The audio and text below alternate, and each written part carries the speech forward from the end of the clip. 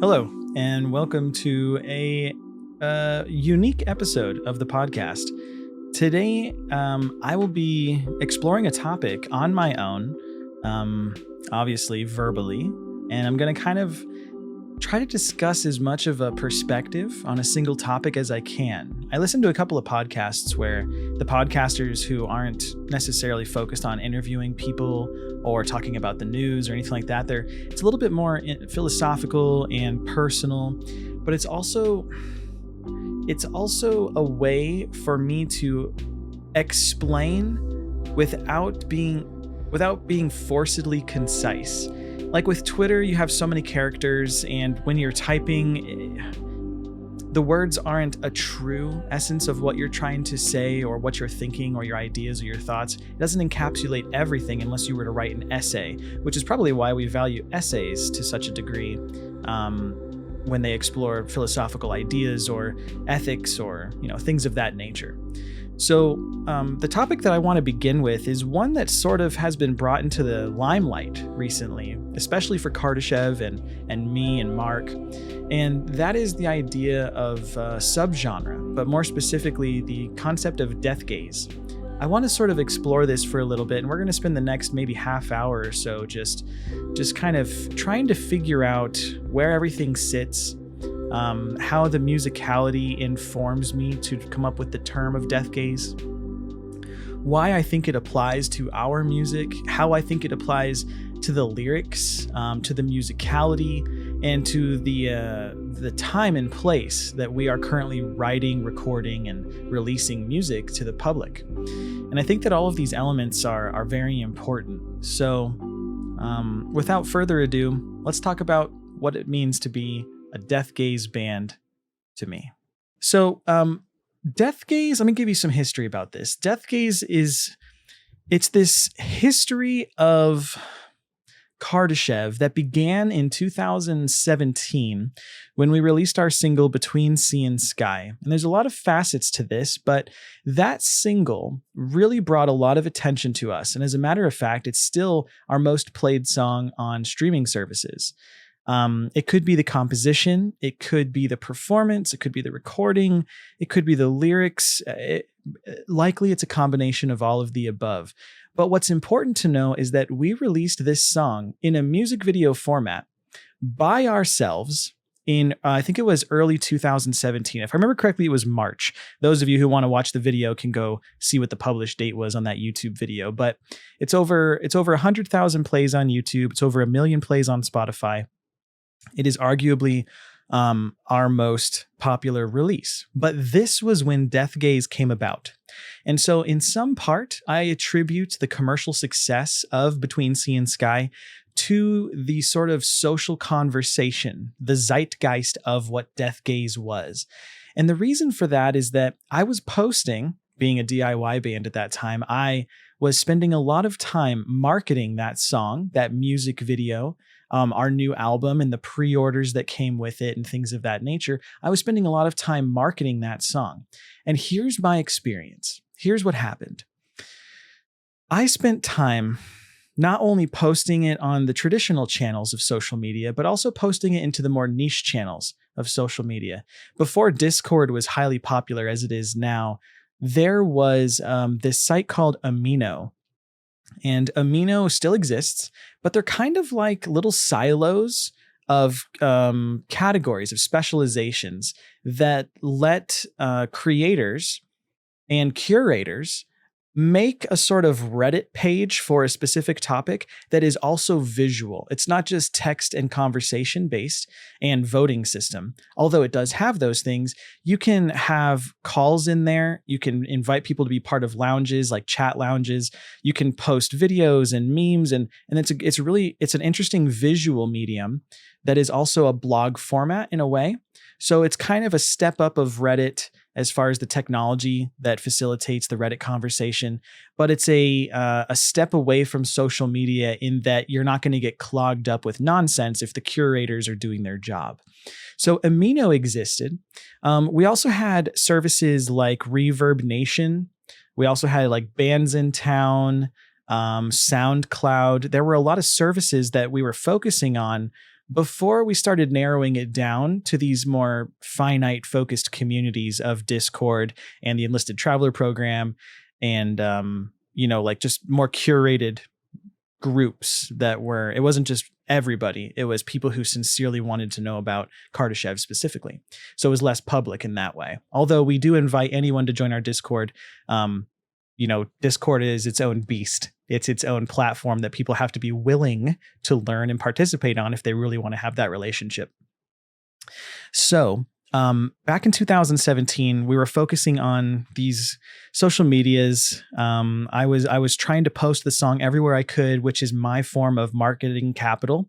I don't have the money, the liquid money to go out there and make posts and pay influencers and like put ads before other music videos or whatever it might have been. And quite honestly, I didn't have the know-how. So at that time, it was a lot of footwork. I was going into communities. I was asking what they liked. I was suggesting maybe they would like our new song, but without trying to commandeer the conversation.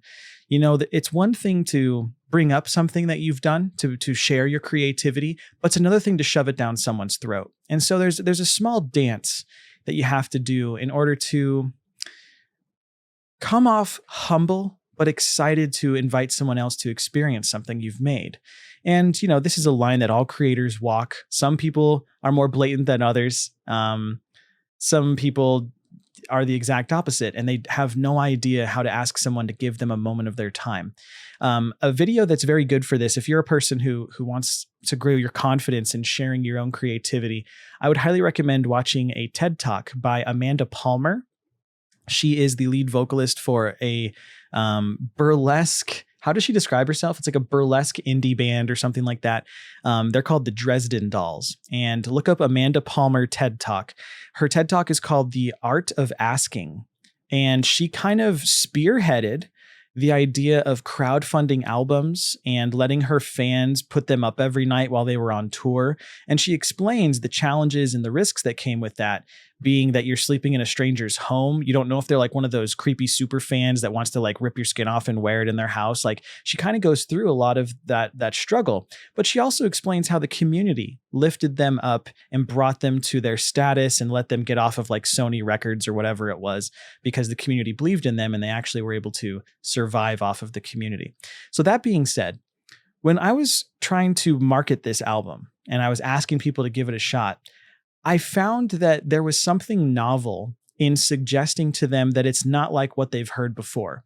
Now, that's subjective, right? People are going to say, oh, this sounds just like this, or I've already heard, or this band did it better, or something to that effect. And they're allowed to have that opinion.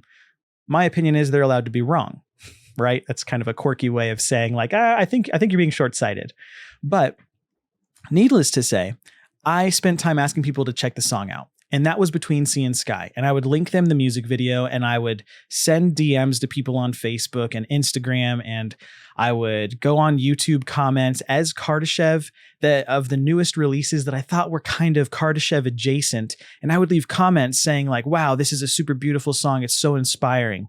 Because down the road, that's an investment that at any point down the road, a viewer of that YouTube video could come across that comment, see the word Kardashev, see a sincere remark about the song, being that it was a beautiful song and it sounded similar enough to my music that I, found it to be inspiring.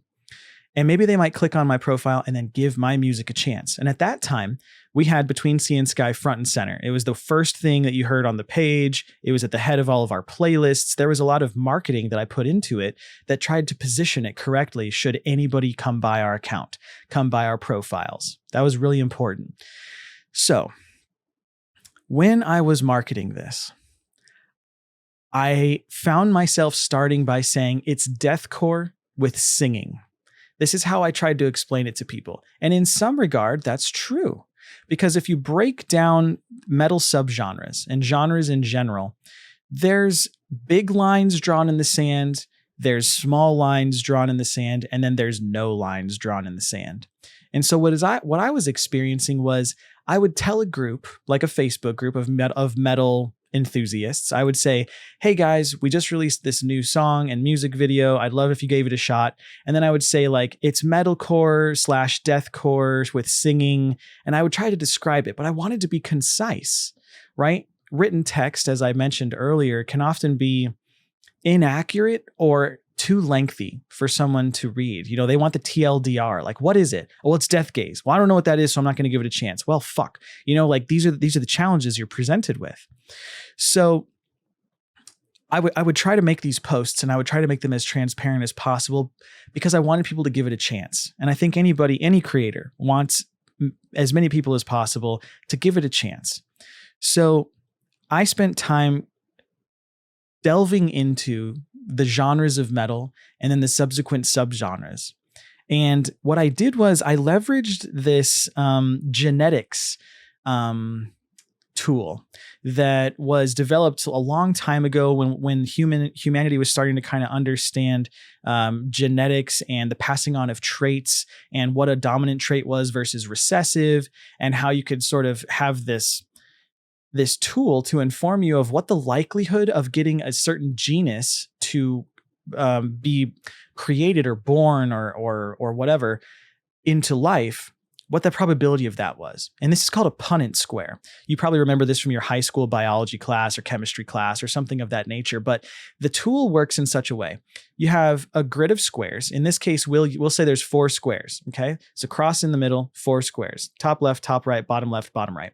And on the left side, you would write 2 things that come from one parent. Let's say in this case, we'll say a flower that has a chance of being red or blue. Actually, let's not do red or blue. Let's do red or blue and big and small. So you'll have red, blue, big, small. So in the first corner, you'd have red, small. And then in the next corner, you'd have red, big. But then down here, you'd have blue, small, and then you'd have blue, big. Well, these are the chances. These are the possible outcomes of these traits.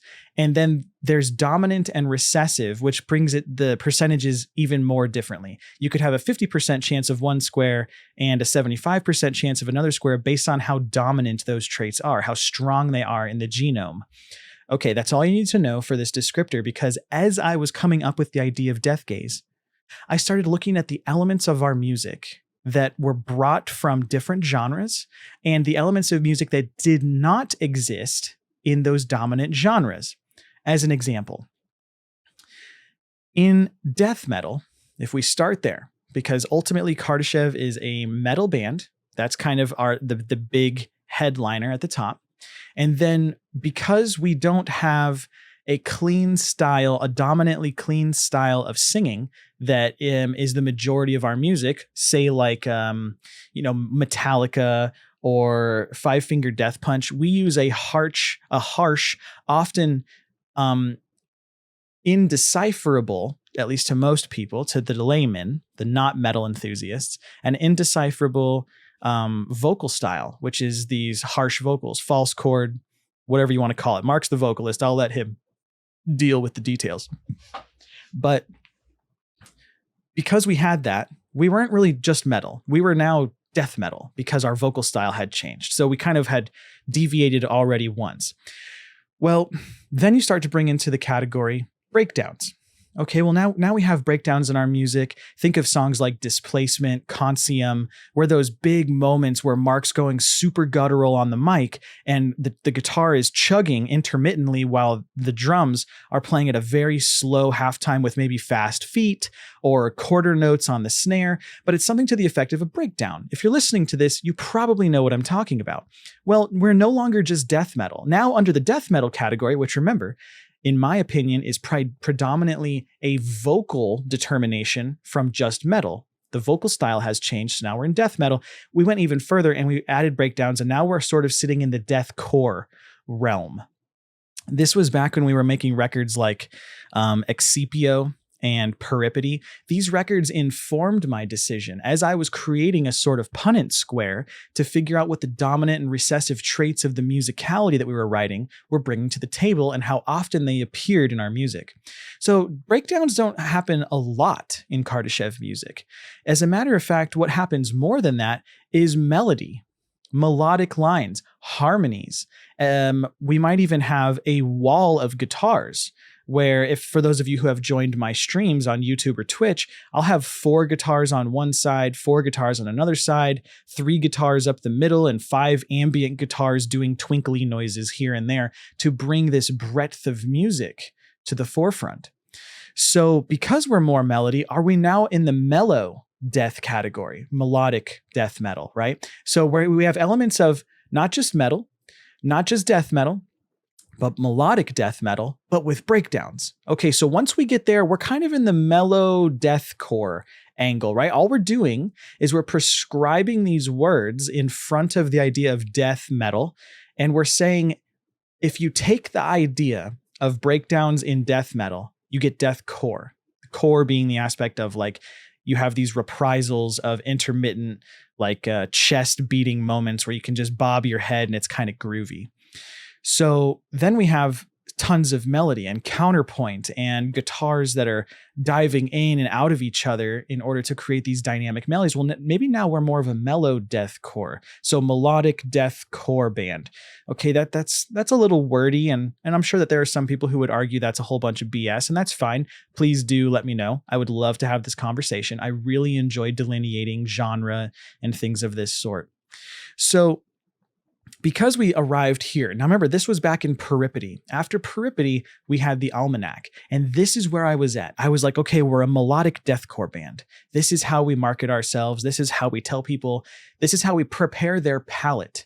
You know, if you go into a Chinese restaurant and the first thing that they offer you is yogurt, you might be like, I don't know if we knew what we were getting ourselves into. You have to kind of prepare yourself. So if I say, I'd love for you to listen to my melodic deathcore band, someone might say, oh, I do or do not like deathcore, and the idea that it's melodic sounds intriguing to me. I'll give it a chance.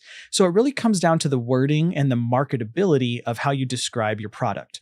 And at this point, I'm going to refer to Kardashev as a product because this is what I was trying to do, is get people to listen, to get people to buy in and purchase our music and support us.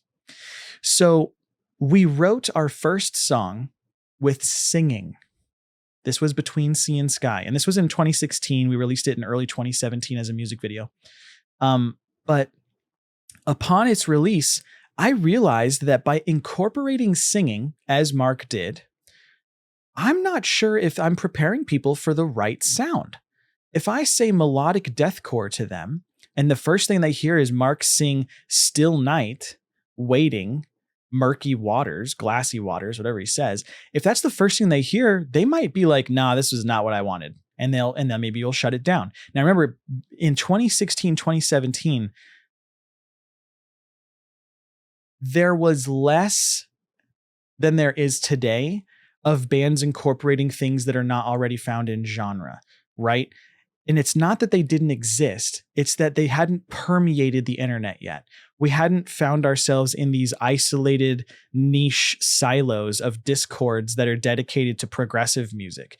We had these aminos and these Facebook groups, but they were very generic in that way because they hadn't had a lot of curation yet. Now, the Spotify playlists and things of that sort, SoundCloud playlists, those still existed, but there was less interaction there because at that time, SoundCloud was not necessarily for metal bands. They did use it, but that really wasn't the platform. A lot of people went to Reverb Nation for metal, or they went to Bandcamp. The problem with Bandcamp is it's really hard to have a collection that's findable. Like if I were to make a collection of music in 2016 on Bandcamp, I don't know how I would share it with people. And I'm not even sure how to do that today. If you know how to do it, let me know in the comments below. But that's the thing is how do you share this with someone? So it's great that someone buys the album and now it's in their personal playlist, but are they telling anybody about it? Okay. So we release Between Sea and Sky, and now we're singing in our music. So the formula has changed a bit, and I want to make sure that I set people up correctly and I don't give them a false preconceived notion. I want them to know that it's more than melodic deathcore because I want them to give it a chance. There's a sense of desperation in what I'm describing to you, but it was less desperate and it was more considerate. I wanted to be considerate that I wasn't wasting people's time because in some way it's quite delicate to share your creativity and you sort of put your emotions out there to be ridiculed. And that can be hard. And I've learned through that over the last 10 years of doing Kardashev that it can be hard to come across as vulnerable and try something new and to take a risk when you have an established brand. That can be very hard.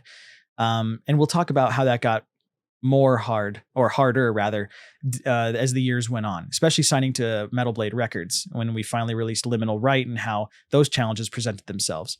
But what I'm trying to sum up here is that I was looking for a way to describe our music and market it to people accurately without giving them preconceived notions, but also making sure that they understood what they were about to experience so that they didn't have yogurt in that steak restaurant or whatever it was, right?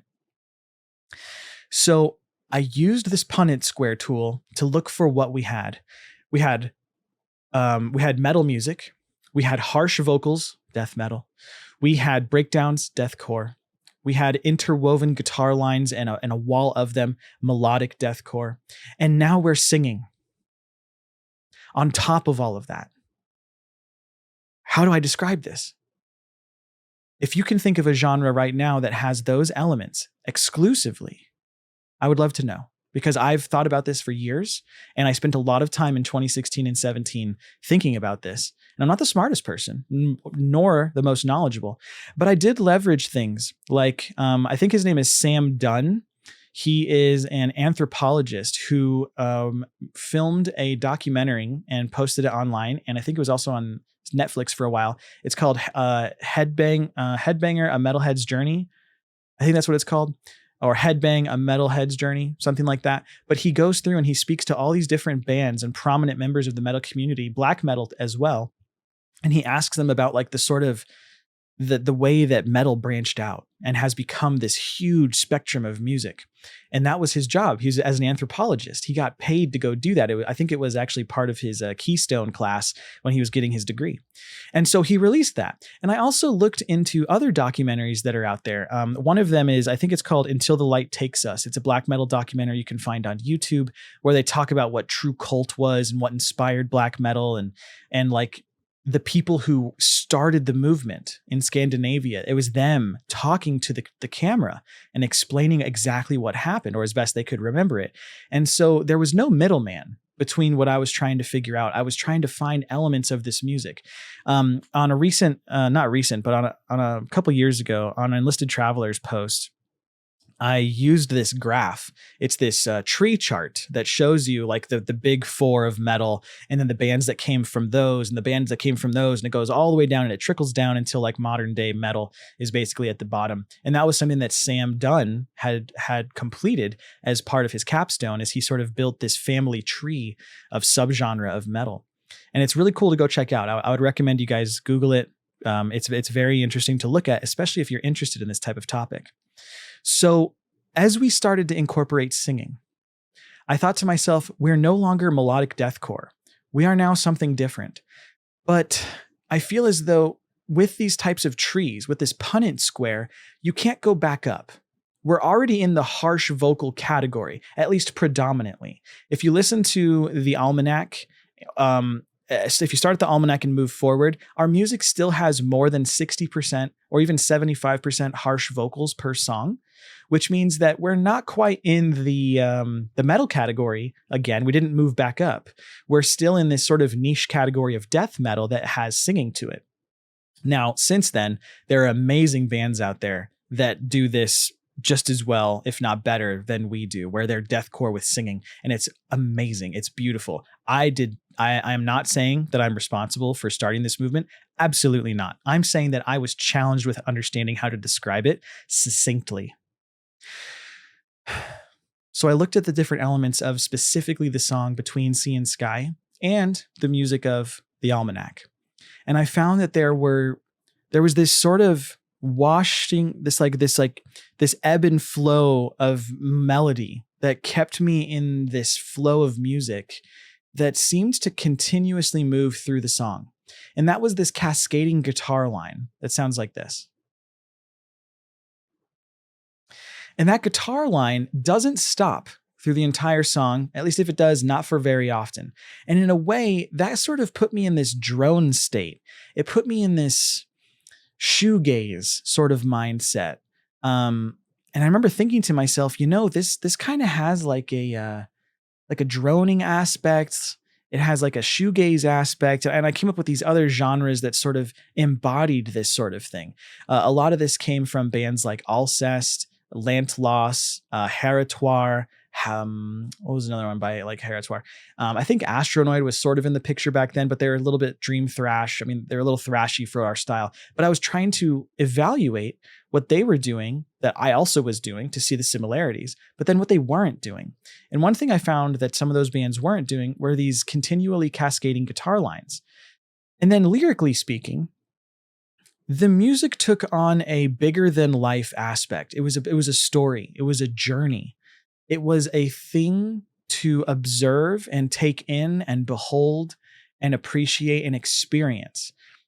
Oftentimes, music can be about reality. It can be about the struggles that we have right now today. If you look at categories of music, genres of music, they have their tropes, right? Hip hop has its own tropes. Country has its tropes. Metal definitely has its tropes. And so in a way, it's very easy to identify, oh, this is about this. But with our music, Mark was kind of being elusive. He wasn't giving you exactly what he meant. He was speaking through allegory and metaphor and simile. And so it pokes and prods at your mind and asks you to beg the question, what is he singing about? That, coupled with the cascading guitars, coupled with the extreme death metal, the melodic deathcore elements that we were still on the curtails of from Peripety and Excipio, those elements all moving forward with adding the cascade and adding Mark's singing and adding the simile and metaphor style lyrical approach really let me think this is very dreamy. This is very wanderous. And so I did that Punnett square and I thought, what makes sense is the effect that shoegaze is supposed to have and does have on people. And that is exactly what is described.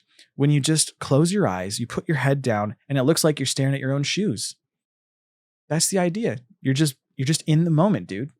So when I arrived at that, I thought, well, shoegaze is cool, but I can't say melodic deathcore, melodic shoegaze, shoegaze, melodic death. You see how this is becoming cumbersome.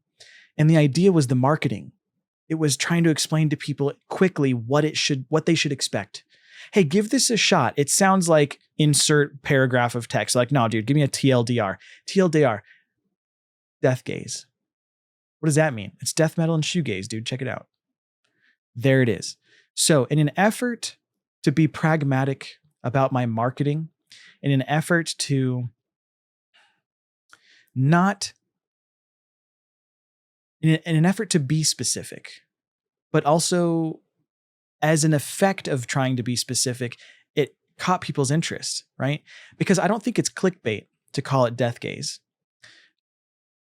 But in some way, it could be. Because if you don't know what that's coming from, if you don't know it's a combination of death metal and shoegaze, then it kind of is clickbait. Because you want to know what it is. You're more interested in actually what that word means contextually than you are about what the music is at this point. And so as you press play, it just so happens you inform yourself by experiencing what this word is.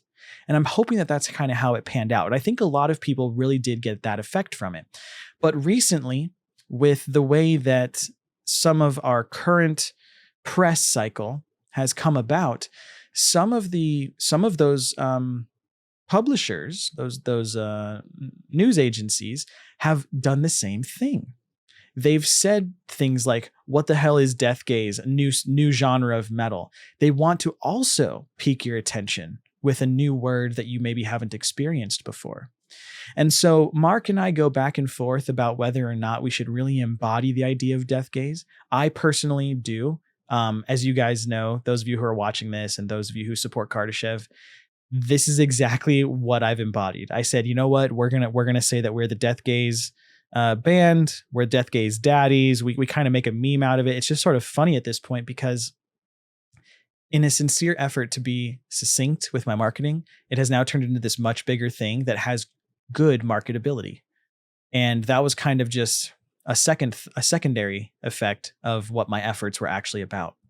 So I hope this kind of explains to you where I was coming from when Deathgaze was born, what struggles I had that Deathgaze seemed to solve, why I embody it to this day. I don't think it's a point of pride. I think I'm more excited that people are catching on to it. Quite honestly, the first time this will be a short story at the end of this episode. Thank you for listening to this point. If you have, I really appreciate it. The first time that I saw somebody say we take inspiration, another band rather say we take inspiration from Band and Kardashev, I was humbled. I thought it was beautiful. I was grateful, and I'm wondering if that will happen again. If a band will arrive that is not trying to sound like Kardashev, but they're trying to blend the same elements of death metal and shoegaze, and they don't mind calling themselves Deathgaze as well. Because as of right now, Kardashev is the only band that I think uses that subgenre tag while also feeling sincerely like we fit it. And I'm not speaking for other bands. I'm just saying I haven't met those bands yet. So if you know of any bands that sound like Deathgaze, or you think they might be categorized well as Deathgaze, or that you might even sell to a friend in order to better prepare them to open-mindedly experience that music, if you would describe it as Deathgaze, let me know. Let me know. Leave a comment. Tweet me at Kardashevband. I would love to have this conversation because I think it's quite beautiful. And we're not the first band to do this. We won't be the last. I don't think we started Deathgaze. I'm not the authority to say that that's true, but I do think that it fits us really well.